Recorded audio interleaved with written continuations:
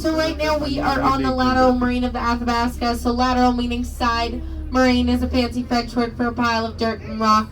So as the glacier was pulled down by gravity, as it receded, it pushed up this dirt and rock out of the way, creating a boulder as a landmark to where the glacier used to be situated.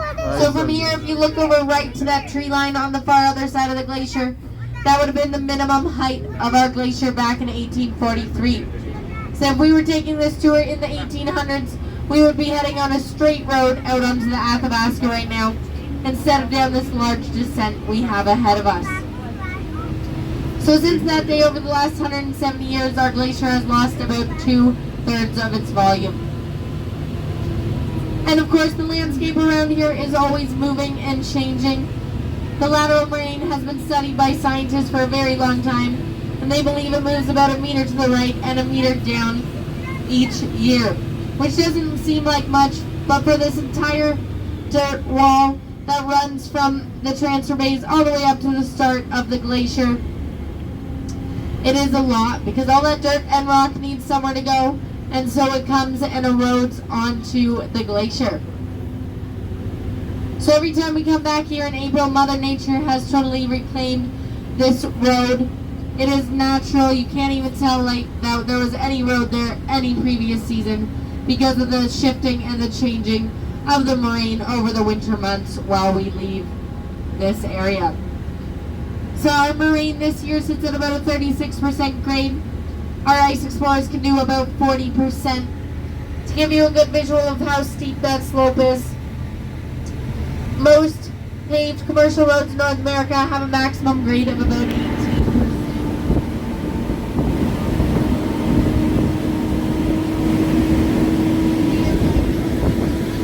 Commercial road in North America.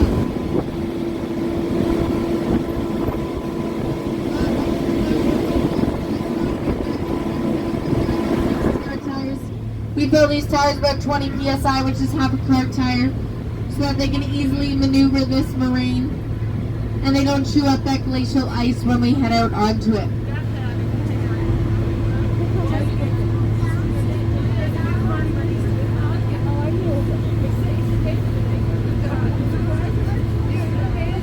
You can see people on the right hand side down there. I would never recommend doing that. That is very dangerous. It is very bad to traverse the glacier when you are not experienced in glacial travel training. So our tires were made one of a kind for us by Michelin, unique in shape and size, and they are 3-layered rubber tires. Each one of these tires costs about $4,500, and we get them switched out about every 3 years.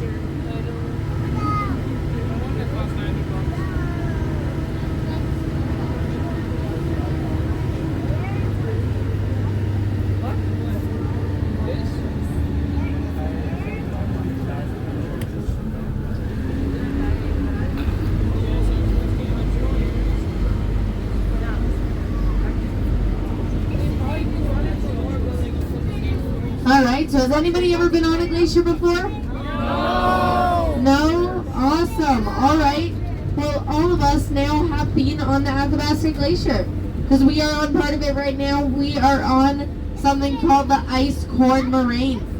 So the glacial ice is about 1 meter underneath us.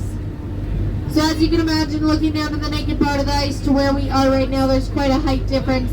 That is also the melting difference between the ice core and the rest of the glacier. So this part of the glacier is being insulated and protected from the sun by that dirt and debris that came off of the lateral moraine. So it melts a lot slower. Along with that, to go completely against the definition of a glacier, this part is not moving. It is stagnant, whereas the rest of the glacier is always moving. So the fastest moving part of the Athabasca is those ice stairs you see ahead of us. So they move anywhere between 75 meters and 125 meters a year, or about 60 centimeters a day. They feed ice into the Athabasca Glacier.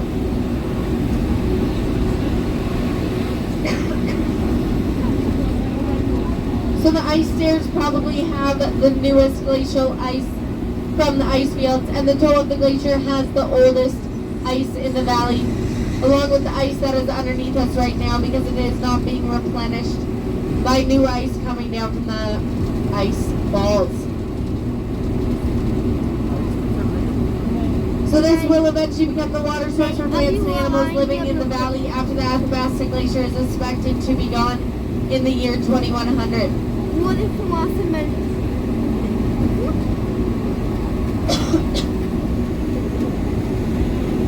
So our glacier sits at 5 kilometers long today, 1 kilometer wide, and at that turnaround point where we're heading to, it's about 250 meters deep.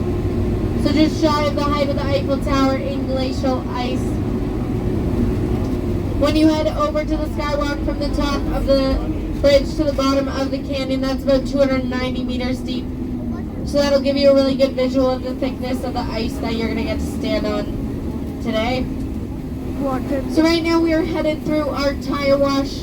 We do this so that we can get the dirt and debris off of our tires so that we don't bring it out onto the glacier. Because as you can tell, the glacier's already got a lot of that. That is something called cryoconite. So the wind picks up dirt, dust, CO2, and ash particles, and they land on the surface of the glacier. And we all know what the albedo effect is. Even if you've never heard of the term before, I'm sure you've worn a black shirt on a hot day and definitely regretted it. It is the same as how the glacier is affected by the sun's light. The snowy white parts of the glacier reflect back 80% of that sun's heat into the atmosphere, whereas the dark parts, the parts with the cryoconite, absorb about 80% of that heat. So of course we don't want to add to that, so that's why we dam up that meltwater and clean our tires before we head onto it.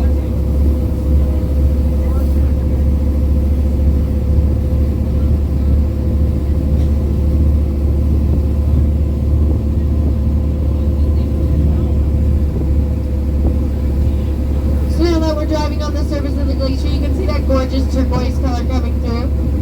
That happens because of vertification. Snow has about 90% air in it. Ice in our freezer has about 50% air in it. And glacial ice is left with only 10% oxygen.